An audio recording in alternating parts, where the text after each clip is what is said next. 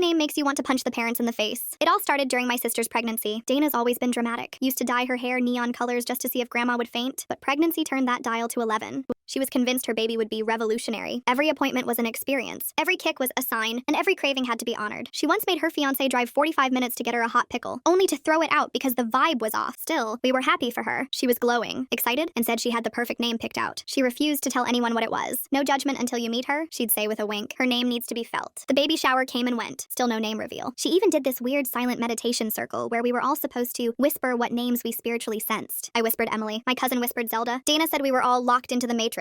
When she finally went into labor, the family group chat blew up. I rushed to the hospital with flowers and a teddy bear. She looked tired but proud. She held up her newborn daughter and beamed. Meet Solaire. I blinked. Sorry. What? Solaire. Pronounced Solaire. I thought it was a joke. It wasn't. She spelled it out for me. Solareigh. It's like a sunrise mixed with royalty, she explained. I nodded slowly. So, Solar plus Lee? No, she said sharply. Solaire. It's its own entity. It's never been done before. I didn't have the heart to tell her that spelling looked like someone lost a Scrabble game. The nurse came in with paperwork. Dana insisted on writing the name herself, making sure every letter was perfectly intentional. She even asked for a second form so she could practice the calligraphy. The nurse looked like she wanted to vanish into the floor. Later that week, we got the birth announcement text. It included a professional photo of the baby wrapped in a galaxy-themed blanket with the caption, Solaire Starbeam has landed. Queen Energy, born to shine. My aunt thought it was a sci-fi parody. My grandfather asked if Solaire was the name of a car. We tried to be supportive. We really did. But then came the pronunciation issues. Every time someone read it, they said Solari or Solare or even Solar-Ia. One poor Starbucks barista called her Salami. Dana would get furious. It's phonetic, she'd snap. It was absolutely not phonetic. Then came daycare enrollment. Dana called me sobbing. They put her name on the cubby as Solaria, like she's a furniture line. I gently suggested maybe the spelling was confusing. She hung up on me. It didn't get better. At her 6-month checkup, the doctor asked if she was named after a prescription drug. At the playground, another mom asked if it was a TikTok trend. Dana went on a rant about how people weren't ready for high-frequency names, but the final straw, that came at the grocery store. I was babysitting Solaire and took her to the store to grab diapers. The cashier smiled and asked her name. I told him. He blinked and said, like, the burrito? What burrito? You know, the Solaire Crunch Wrap. Gas station by the freeway just put out a spicy one. I laughed. I couldn't help it. When I told Dana later, she went ballistic. I knew letting you babysit her would be a mistake, she hissed. You're mocking her energy. You're lowering her vibration. She didn't speak to me for a week. Months passed. Every time someone mispronounced the name, Dana would post an Instagram story with some variation of, normalize respecting creative names. Just because you've never heard it doesn't mean it's not beautiful. The caption would always be accompanied by a photo of Solaire wearing a crown made of paper clips or sea glass. Then, when Solaire turned 2, Dana had an epiphany. I came over to visit, and she was weirdly quiet. I need to show you something, she said, pulling out a manila envelope. Inside was a legal form. She was changing the name. To what? I asked, stunned. Luna, simple, classic, still celestial, but normal enough that it wouldn't sound like a failed startup. What made you change your mind? She sighed. She started calling herself Lolly. It broke my heart. She didn't want to say her name. It didn't feel like hers. It felt like mine. Dana finally admitted she named her daughter to stand out, not to let her grow into who she really was. That night, she posted a new photo of Luna holding a stuffed moon. The caption just said, same star, new sky.